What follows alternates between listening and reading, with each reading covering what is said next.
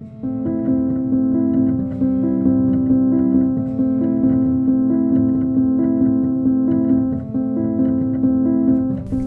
here this afternoon with Kyland Dobbins as a part of our My Story series, and we're delighted to welcome you this afternoon. Kyland, thank you so very much for being willing to share another one of your stories. I look forward to hearing what you have to share with us. All right. Take it away. Awesome, yeah. Take it away. So I went to Israel in 2014 with the conference on an EO trip, Educational Opportunities trip. Great time, great experience, loved that trip, right? Bishop was there, got a chance to preach on the Sermon on the Mount. I mean, that was incredible, right? Cool. But while there, that evening, I was hanging out with Mike Kersey's son, his name is Zach. I think Zach was a student at Princeton at the time. And so we were just, two young guys out in the city of Jerusalem and just trying to kind of just experience a part of Israel, Jerusalem, nightlife, right. Just not trying to go into clubs or anything like that, but just kind of seeing what we could get into in a way. Right. And so we're there and we're trying foods and we're going into the little shops here and there, things that were open. And then we came upon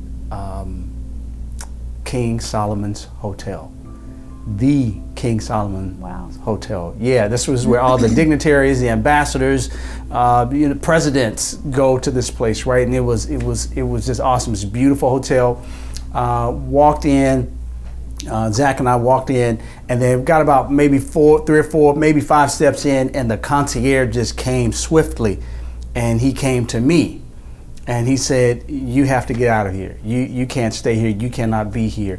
And I was taken aback. I was like, "What is that about? Why can I not, go forward?" And that he said, "You don't need to be here. You can't be here. You need to leave."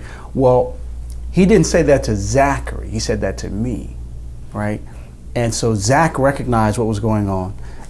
Zach stepped right in, and he just began to defend me and also reprimand the concierge. Say, "Hey, what are you doing? Why would you approach him? You didn't say anything to me about that. Who do you think he is, and who do you think I am, and everything?" And so I told Zach, I was like, "Hey, man, listen. I appreciate you stepping up to defend me and all, but I don't want to go to jail in Israel. I don't want to go to jail anywhere." Right. So as we left, when we were walking back towards our hotel, we just kind of got into a conversation about that. Like, what happened there? What was that really about? And we came to the conclusion that it really had really primarily to do with my darker hue, my skin tone. Right, and he may have thought that I was a Palestinian. He may have thought that I was Muslim, possibly just something of that sort. And I told him that I was an American and the whole nine, but none of that mattered. None of that mattered, right? And I just wanted me out of the building. And but so that's what we came up with. And I had to tell Zach how I really appreciated his courage for stepping up, being willing to speak up in that moment, right, where it could have cost him something. I mean, had we been arrested, he would have been there with me too. And I'm just really glad about that. And I think if there's any solution, at least one solution to some of these issues around racial injustice, is that we got to have our white brothers and sisters to speak up on behalf of those who are mistreated, right? Who have racism hurled at them in a way. Whether it's something that's being said or something that's physically being done, we got to have some white brothers and sisters to kind of step in that way. And I appreciate him for that. And so we need more of that. That to me is what a Christian is supposed to do. Yes. Yeah. Yes. So yeah, that's it. That's that story. Yeah. Well, thank you for sharing that. I agree with you 100%. I've been with a number of folks recently, and we've had a lot of conversations about what that looks like to step up, and what it looks like to learn more about the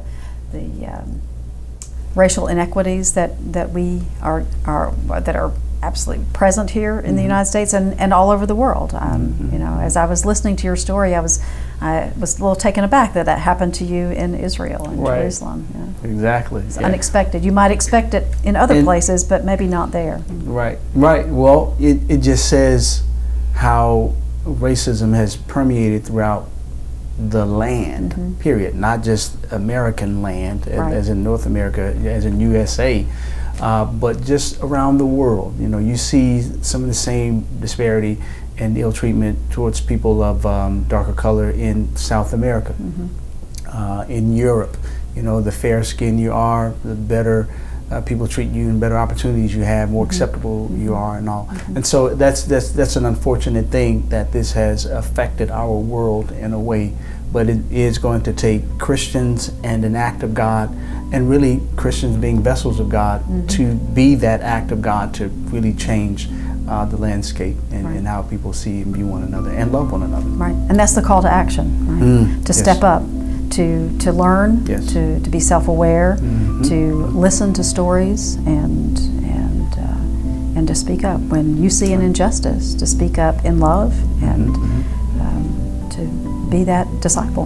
Amen. Yeah, so thank you so much. There's so much that we have to learn about each other, and I want to thank you for sharing this story. I know you have many more, and I look forward to hearing those as well as we come together to seek a more just world. Amen. Yeah. Amen. Thank you. you. Thanks, Colin. Thank you.